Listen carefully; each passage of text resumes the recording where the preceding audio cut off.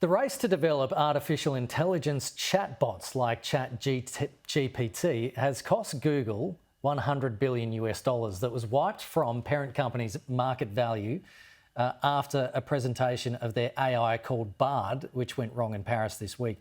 It gave the wrong answer in a Google promotional video. That spooked investors into thinking Microsoft could be on the cusp of dominating the space with its own ChatGPT-powered version of its Bing search engine. Here to talk through what's happening in this space and where this is going is tech expert Trevor Long. It's good to see you, Trevor, and I've been wanting to talk to you about this for a long time. These massive technology companies, they are viewing this as the future and they are trying to be first to have a sophisticated AI chatbot.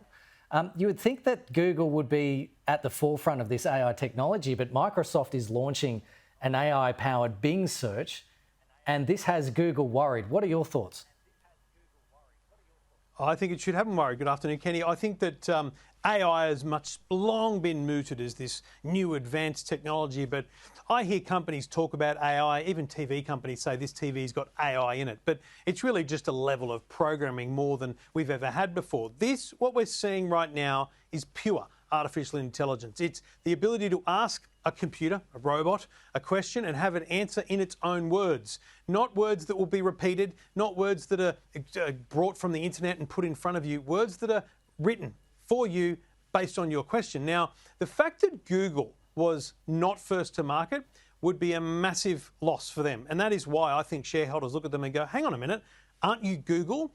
But I think the best part of this, Kenny, is that Microsoft is able to come out and go, we're good here. We're doing well. Microsoft is a very strong company, despite the fact that their Bing search engine has nowhere near the market share of Google. So we are up for a solid race between Microsoft and Google here. Yeah, they would love to get some Google people over to their Bing search engine, but I've been experimenting with ChatGPT and it gives remarkably different answers depending on how you ask it a question. So how you prompt these AI systems depends on its success. Would you agree?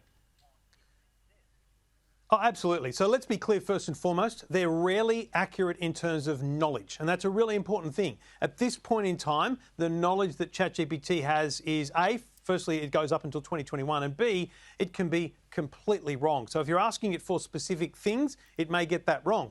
But its true ability is to take something like, can you write me a social media post for a cafe promoting my Friday Danish promotion? And it will just come up with an amazing set of words that the average cafe owner might never have done.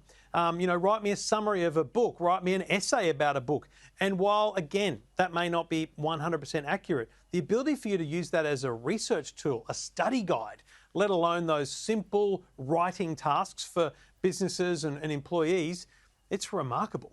TV scripts? What do you reckon? You know what? It's been done. Like, you could absolutely do that. But the challenge is it's about, what goes in versus what comes out. If you tell it enough things, it will work with you. But if you try and be vague and just get it to do something like write me an intro for a TV story about ChatGPT, it'll do it. But you might need to give it some more specifics. And it's the same way that we've all learned how to use Google search. You've got to ask for more to get the right results. So ChatGPT was launched in November of last year and it already has millions of users, hundreds of millions of users. Just how big is this, and could widespread use of this kind of AI by companies wipe out people's jobs in the near future, or will it just make their employees far more effective like what you've been saying? Kenny, I think that's where it's at. It's about making your day more efficient and your job more effective. Now, there will be job losses in the long term that you could say are because AI exists, but there'll be new jobs created, and that's always the way with technology. But this thing in its free version is a great lot of fun and very interesting. There's already a paid version, $20 a month. Imagine the revenue they're probably getting from likely millions of people willing to do that.